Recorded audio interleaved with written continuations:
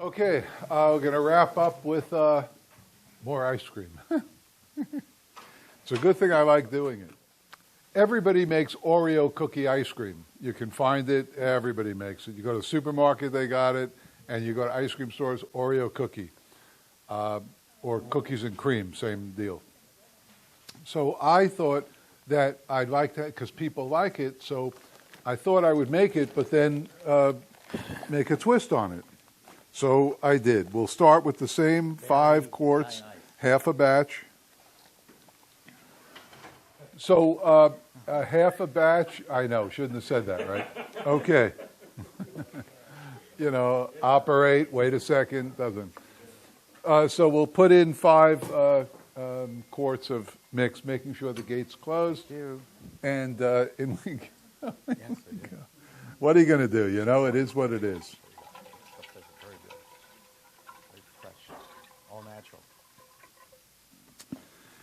And you talk about simplicity. This stuff is really easy. And we have these things here. These are Oreo cookie pieces that you buy at Restaurant Depot or anywhere, maybe. I don't know. I buy them at Restaurant Depot. Because restaurants use these for toppings on frozen yogurt, I think, right? That's what you would find it for. Okay, so we'll turn on the machine. We'll go to Super Premium Ice Cream, start her up, and then we'll add Jack, right? And then we'll add these pieces to it.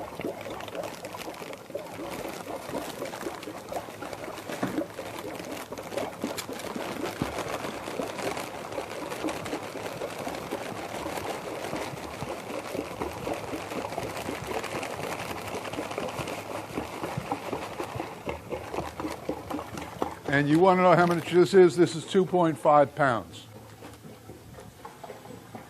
And then we'll add Nestle's Crunch. Why not? Can't be bad, right? Oreo cookies, Nestle's Crunch.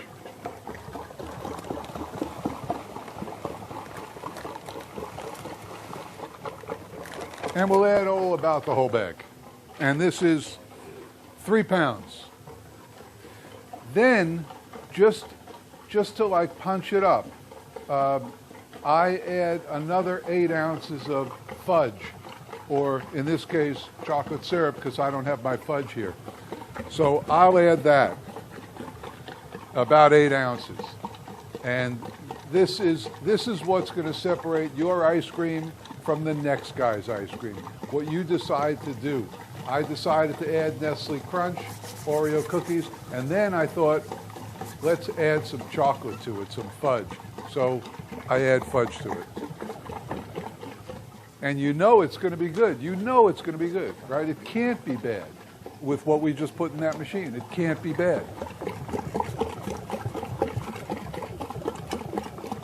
What do we do now? What do we do now? Come on.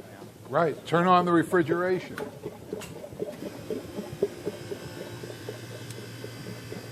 And we're happening.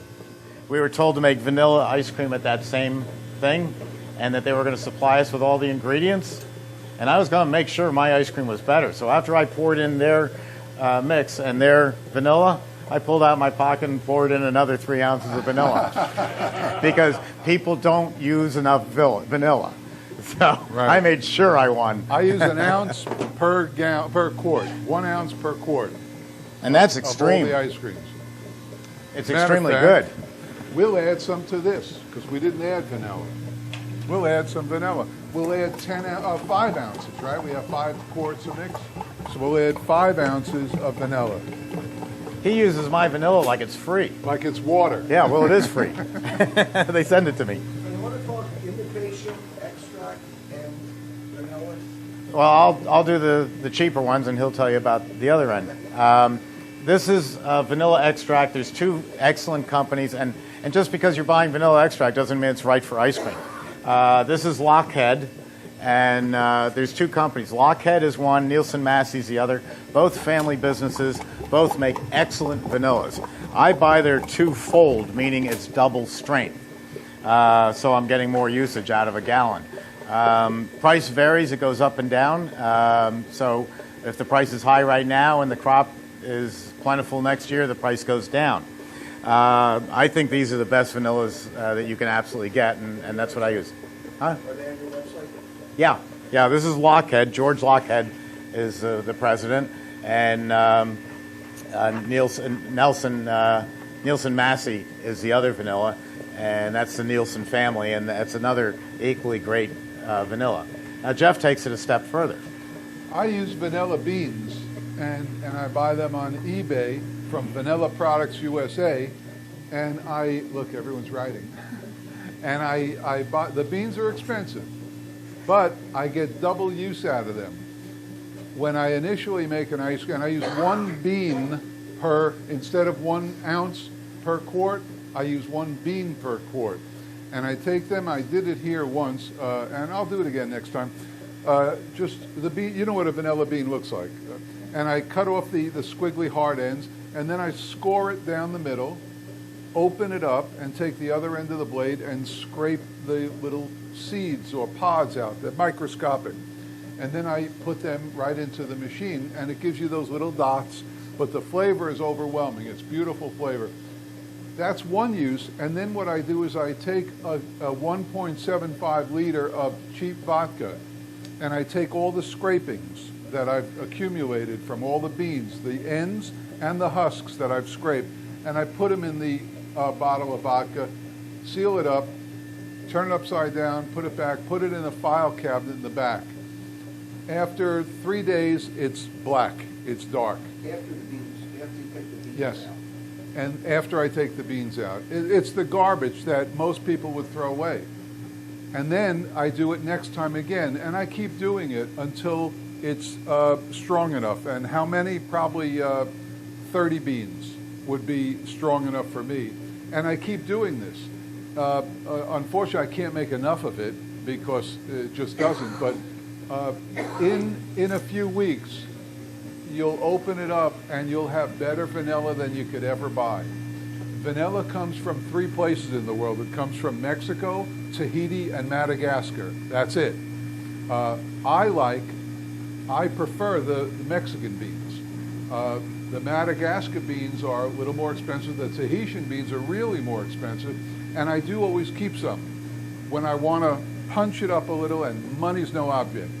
But the beans cost me about $100 for a little bag. Maybe there's 70 beans in there.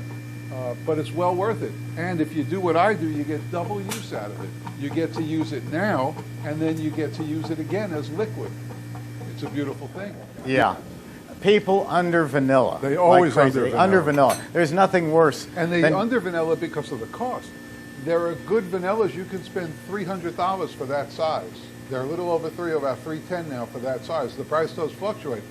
But you can also buy, Yeah. I don't make any money on this, but on eBay, there's a lady in Mexico who I believe smuggles this across the border. She's in Texas, and she smuggles this across the border. This is Dancy Vanilla, D-A-N-N-C-Y. These are liters, and you get a dozen liters in a case. With shipping, it's $75. And I love this stuff. It's really good.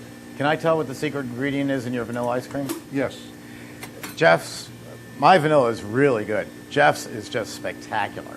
And it took me a few years, we had to, put him in the seat and tie him up and threaten him. And finally found out he adds honey to his vanilla ice cream.